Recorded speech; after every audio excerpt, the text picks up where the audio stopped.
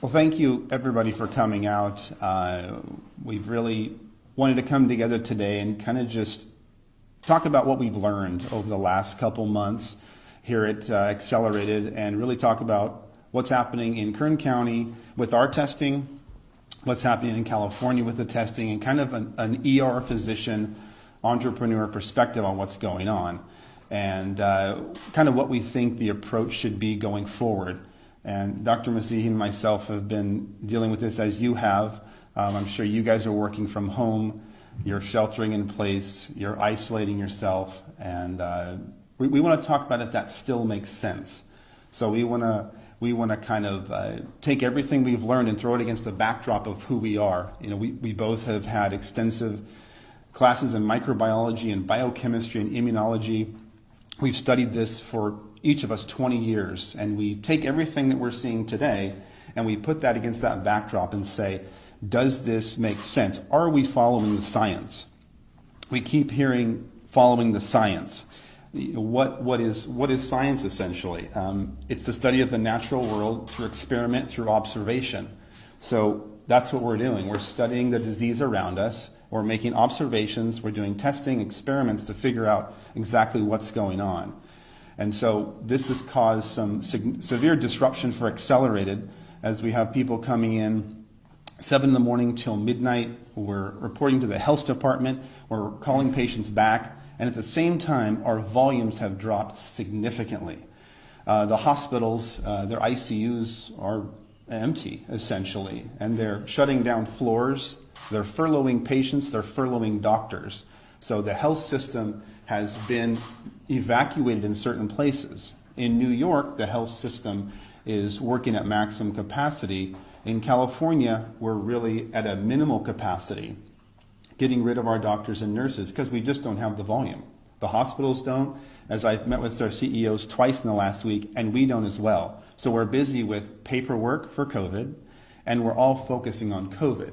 And so one of the things I'd like to talk about is when I talk to ER physicians around the country, what's happening? Well, because COVID has become the focus, people with heart disease, people with cancer, hypertension, and various things that are critical are choosing not to come in based on fear.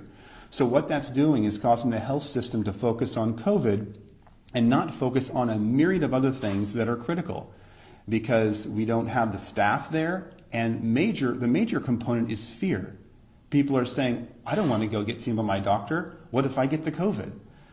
So there is a lot of secondary effects to COVID that aren't being talked about.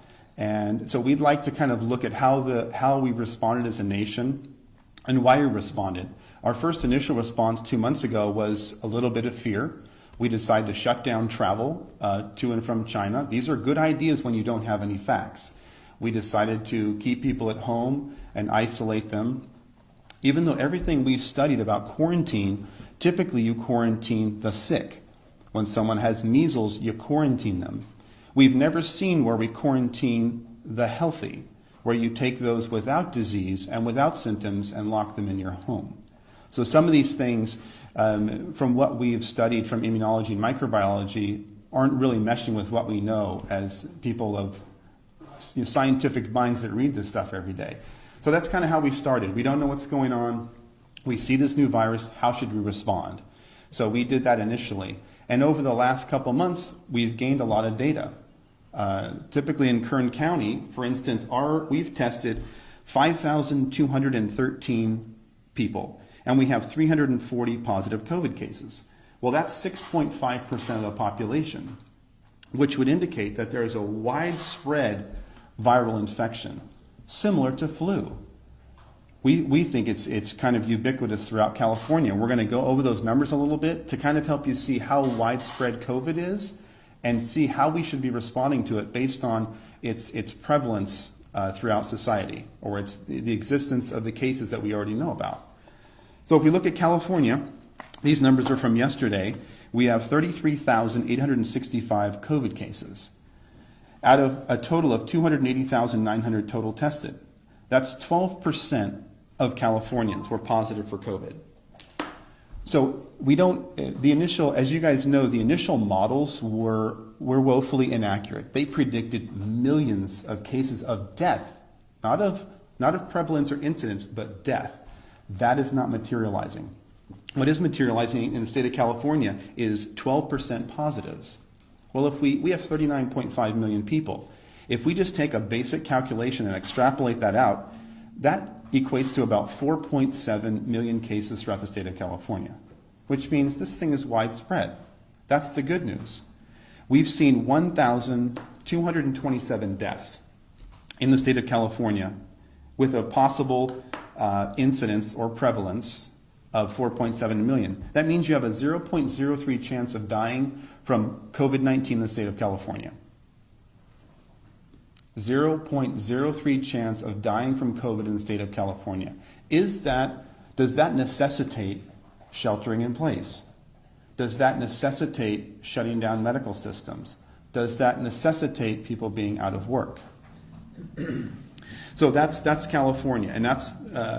I also wanted to mention that 96% of people in California who get COVID recover with almost no significant sequelae or no significant continuing medical problems. So those are important statistics for the state of California. 2 months ago, we didn't know this. So I'm going to bring it to light now because we're sharing our own data. This isn't data filtered through someone. This is our own data. We found 6.5%, and then California has found 12%. So the more you test, the more positives you get, the prevalence number goes up, and the death rate stays the same. So it gets smaller and smaller and smaller. And as we move through this data, what I want you to see is millions of cases, small amount of death. Millions of cases, small amount of death. And you will see that in every state. And since we're talking about following the science, we're going to follow the statistics and follow the science. So I want to look at New York State. They've been in the news a lot, right? And their numbers are critical. Let's go over their numbers. Cases of COVID as of yesterday, 256,272 cases in New York State. Not New York City, New York, the entire state. They did a total of 649,325 tests. That's 39% of New Yorkers tested positive for COVID-19. That's their ratios. This is public data online. You can all look it up. 39% of people who were tested. 39% of the people were tested. 39% of New York State. Right. 39% of New York State, if there's 20 million people there, would be close to 4 million. Which is likely, they likely have 7.5 million cases in New York. I just want to make that clarification. It's not 39% of every New Yorker, it's every New Yorker who's been tested. Right, so we extrapolate data. I just want to make that. We extrapolate data, we test people, and then we extrapolate for the entire community based on the numbers. The initial models were so inaccurate, they're not even... But in those initial models, a lot of them were based off if we did no social distancing. Right. Is that correct? So is it really fair to say, obviously they're not as bad as they were because those were based on alternative scenarios? And some of them were based on social distancing and still predicted hundreds of thousands of deaths, which has been inaccurate. So in New York, the ones they tested, they found 39% positive. So if that's indicative, and they tested 649,000 people, that's a massive test. That's accurate data, 39%. So if they tested the whole state, would we indeed have 7.5 million cases? We don't know. We will never test the entire state. So we extrapolate out. We use the data we have because it's the most accurate we have versus a predictive model that have been nowhere in the ballpark of accurate. So how many deaths do they have? 19,410 out of 19 million people, which is a 0.1% chance of dying from COVID in the state of New York. And they have a 92% recovery rate. If you are indeed diagnosed with COVID-19, 92% of you will recover. So we're seeing millions of cases, small amount of death. Millions of cases, small amount of death. And the reason I'm making that point is because we're going to compare this to flu and say, is this significantly different from influenza A and B? And if not, why has our response been what it is? USA, this is a big one for us. 802,590 cases as of yesterday. We've tested over 4 million. If you guys have studied globally what's happening, that's double what any other country. Germany's at 2. I realize their populations are lower, But the fact that we were able to ramp up and do 4 million is pretty impressive, which gives us a 19.6% positive out of those who were tested for COVID-19. So if this is a typical extrapolation, 328 million people times 19.6 is 64 million. That's a significant amount of people with COVID. It's similar to the flu. If you study the numbers in 2017 and 2018, we had 50 to 60 million with the flu. And we had a similar death rate. The deaths in the United States were 43,545, similar to the flu of 2017, 2018. We always have between 37 and 60,000 deaths in the United States every single year. No pandemic talk, no shelter in place, no shutting down of businesses, no sending doctors home. That's from the flu, by the way, just to clarify. Yeah. 37,000 and 60,000 flu deaths 37 Every year, 60,000. per the CDC. Due to flu. Okay. In the United States. Some years, it's even as low as 20,000 some year. In 2017, 2018, it was 45 to 50,000, depending on who you read. And we don't necessarily report all of our flu tests. We do thousands of flu tests every year. We don't report every one because the flu is ubiquitous. And to that note, we have a flu vaccine. How many people even get the flu vaccine? The flu is dangerous. It kills people. So just because you have a vaccine doesn't mean it's going to be everywhere. And it doesn't mean everyone's going to take it, because we see every year that we have a vaccine, and I would say probably 50% of the public doesn't even want it. So just because you have a vaccine, unless you force it on the public, doesn't mean they're going to take it. I want to compare the U.S. to Spain, because Spain is number 2 in the race for the most cases, which is not a race we want to win. They had 204,178 cases in Spain, 930,000 total tests. So we did 4 million, they did 930,000. They had a 22% of all COVID tests were positive in Spain. 22% of those tested were positive in Spain. Spain has 47 million people.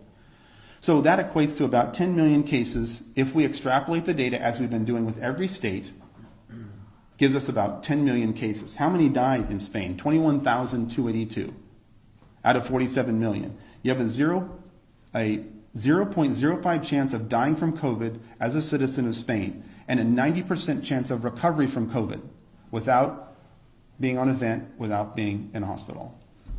I wanted to compare the U.S. to Spain because we have the most amount of cases globally. So I thought that was important. And then when you bring up a system of lockdown, you automatically have to compare it to a system of no lockdown. Sweden and Norway. I'm Norwegian. Norway has lockdown. Norway has lockdown. Sweden does not have lockdown. What happened in those two countries? Are they vastly different? Did Sweden have a massive outbreak of cases? Did Norway have nothing? Let's look at the numbers. Sweden has 15,322 cases of COVID. They did 74,600 tests, which is 21%, similar to the other countries. 21% of all those tested came out positive for COVID. What's the population of Sweden? About 10.4 million. So if we extrapolate out the data, about 2 million cases of COVID in Sweden. They did a little bit of social distancing. They would wear masks and separate. They went to schools, stores were open. They were almost about their normal daily life with a little bit of social distancing. They had how many deaths? 1,765. California's had 1,220 with isolation. No isolation, 1,765. We have more people. What I'm getting at is millions of cases, very small death. Millions of cases, very small death. This is what we're seeing everywhere. Norway, its next door neighbor. This is where I come from. These are two Scandinavian nations. We can compare them as they are similar. Let's look at the data. Norway, 7,191 cases of COVID. Total COVID tests, 145,279. So they came up with 4.9% of all COVID tests were positive in Norway. Population of Norway, 5.4 million. So if we extrapolate the data as we've been doing, which is the best we can do at this point, they have about 1.3 million cases. Now their deaths as a total number were 182, fairly small, but statistically insignificant from 1,700, you realize. Millions of cases, small amount of deaths. 1,700, 100, these are statistically insignificant. So you have a 0.003 chance of death as a citizen of Norway and a 97% recovery. Their numbers are a little bit better. Does it necessitate shutdown, loss of jobs, destruction of the oil company, furloughing doctors? That's the question I have for you. And I think the answer is going to be increasingly clear as we move through this data. The next thing I wanted to talk about is the effects of COVID-19, the secondary effects. COVID-19 is one aspect of our health sector. What has it caused to have us be involved in social isolation? What does it cause that we are seeing the community respond to? Child molestation is increasing at a severe rate. We could go over multiple cases of children who have been molested due to angry family members who are intoxicated, who are home, who have no paycheck. These things last a lifetime. This isn't about a seasonal flu. These are things that will follow these people and affect them in a negative fashion for their life. And these are secondary effects from COVID. And these are from me talking to ERs, talking to my doctors, and talking to people across the country and finding out what they're seeing. Spousal abuse. We see people coming in here with black eyes and cuts on their face. It's an obvious abuse case. These are things that will affect them for a lifetime, not for a season. Alcoholism, anxiety, depression, suicide. I talked to Donnie Youngblood and various people in the community, and I've asked them, how are things going? Suicide is spiking. Education has dropped off. Economic collapse. Medical industry, we're all suffering because our staff isn't here and we have no volume. These are all real things that I'm seeing every day. I don't read about this stuff. I'm seeing it in my clinics. We have clinics from Fresno to San Diego, and these things are spiking in our community. These things will affect people for a lifetime, not for a season. So let's make sure we're clear on that. So we've gone over the secondary effects. We've gone over the statistics. Now I want to compare flu virus. Is this significantly different? And I just got a little bit of data here. So deaths, per the CDC, 24,000 to 62,000 deaths each year. We had about 45 million total cases in 2017 with about 62,000 deaths, or a 0.13 chance of death from flu in the United States. As you know, our other numbers were 0.02. So the lethality of COVID-19 is much less. Now you've got hotbeds of it in New York, but again, we went over the numbers, 0.1% chance of death. Widespread, small amount of deaths. It's similar to flu, as a matter of fact. If we follow the science, as we've been asked to do, I'm following the science. This data is generated by the CDC, World Health Organization. The testing is generated by what we have done here. So we are following the science. Now I want to talk about the immune system. Dr. Massihi used to teach for immunology. We both had years of microbiology, biochemistry, and virology studies. We've made it our life's work to understand this stuff. And here, I'd like to go over some basic things about how the immune system functions so people have a good understanding. The immune system is built by exposure to antigens, viruses, bacteria. When you're a little child crawling on the ground, putting stuff in your mouth, viruses and bacteria come in, you form an antigen-antibody complex, you form IgG, IgM. This is how your immune system is built. You don't take a small child, put them in bubble wrap in a room and say, go have a healthy immune system. This is immunology, microbiology 101. This is not something, this is the basis of what we've known for years. What I'm seeing is when you take human beings and you say, go into your house, clean all your counters, Lysol them down, you're going to kill 99% of viruses and bacteria, wear a mask, don't go outside. What does that do to our immune system? Our immune system is used to touching. We share bacteria, staphylococcal, streptococcal bacteria, viruses. We develop an immune response daily to this stuff. When you take that away from me, my immune system drops. As I shelter in place, my immune system drops. You keep me there for months, it drops more. And now I'm at home, hand washing vigorously, washing the counters, worried about things that are indeed what I need to survive. Let's follow the science. This is immunology, folks. This is microbiology. This is what we've combined together. We have 40 years of experience in this. This is common sense immunology. So quarantining and social distancing is worse for us, you're saying? It decreases your immune system. You can't build an immune system by, if someone has a reduced immune system, you hide them away because they can't build an immune system. If you have a normal functioning immune system, you need interaction. When a child's in a womb, you're in this protected environment. When you come out, you have almost no immune system. You develop that through touching your mouth, touching your eyes, virus, bacteria, immune response, IgG, IgM. This is how you build a strong immune system. You think people are worrying too much? Of course they are, but that's from media telling them to. I am telling them sheltering in place decreases your immune system. And then as we all come out of shelter in place with a lower immune system and start trading viruses and bacteria, what do you think is going to happen? Disease is going to spike. And then you've got disease spike amongst a hospital system with furloughed doctors and nurses. This is not the combination we want to set up for a healthy society. It doesn't make any sense.